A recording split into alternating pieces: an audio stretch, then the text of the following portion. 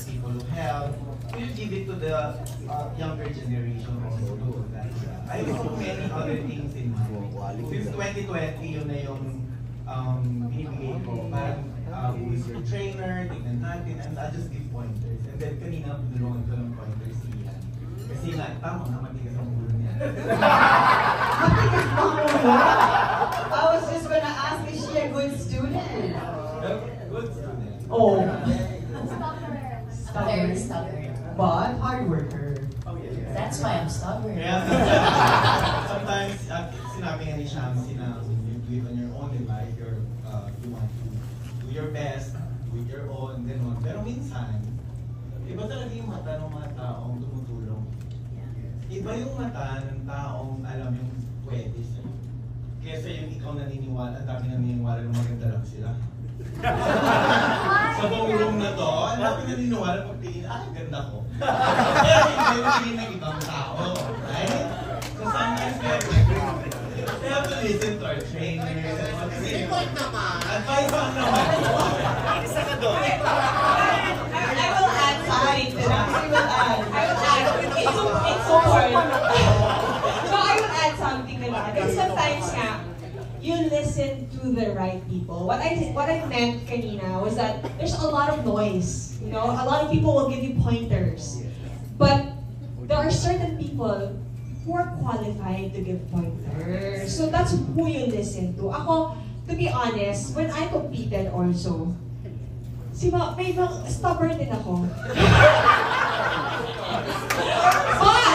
But I valued the opinions of the experts and the people that I look up to. And one of those was Mama J. When he told me, turn like this, turn like that, paulit-ulit, sa kanya ako nakikinig. Hindi na sa iba, kasi kung hindi maguguluhan ako. And, you know, when I was working with Mama J, also now with Miss Universe Philippines, I realized that may mga napapansin siya na kung hindi niya pinoint out, hindi ko mapapansin. Tama yun. You know? And then I was like, oh nga no.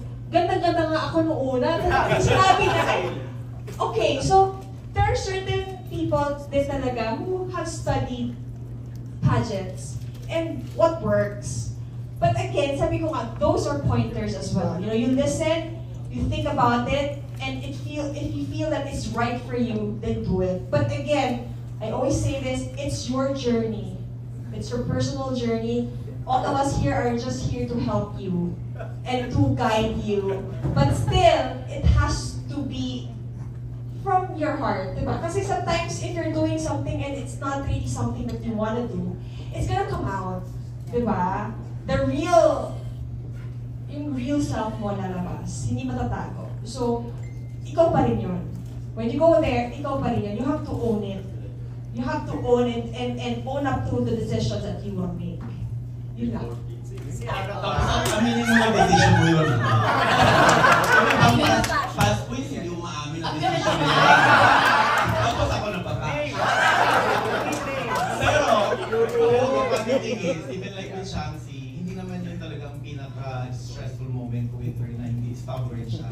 May isang tawag yung mami niya na mas importante. Tinawagan ko siya sa birthday. Joke lang. Revelation pala to. Ang podcast na lang tayo. Okay naman, mabait naman siya. Yung prelims lang niya talaga. Ang ganda-ganda ng binigay kong hair sa kanya, pero hindi sila nagkaintindihan ng makeup artist ng Russian. So hindi ko kasalanan yun. Pero kasalanan ko na sige. Oo, stubborn din. No, with Leah kasi ako, I wasn't really, Baby ka pa. O, pati sa Brazil. Philippines. In love kasi siya.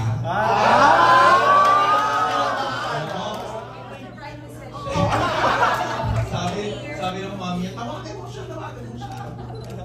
Yun lang.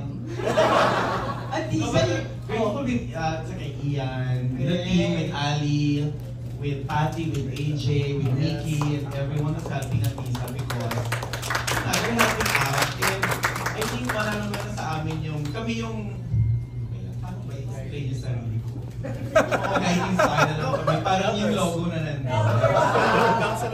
Council of Elders. kaya we don't really meddle naman kung ano na-feel nila, mas okay na yun. And then kung may decision silang hindi okay, sinasabi ko rin naman sa girls, mas okay ako na lang. Para tanggapin ko na lang na ako yung babashi sa sa'yo. Kasi kaya kong tanggapin yun.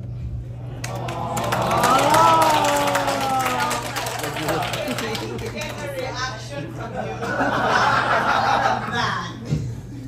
Kanina pa ako may reaction, Miss D, mahaba yun. So, kanina pa ako may reacts dito, magsasalita sila. Audience.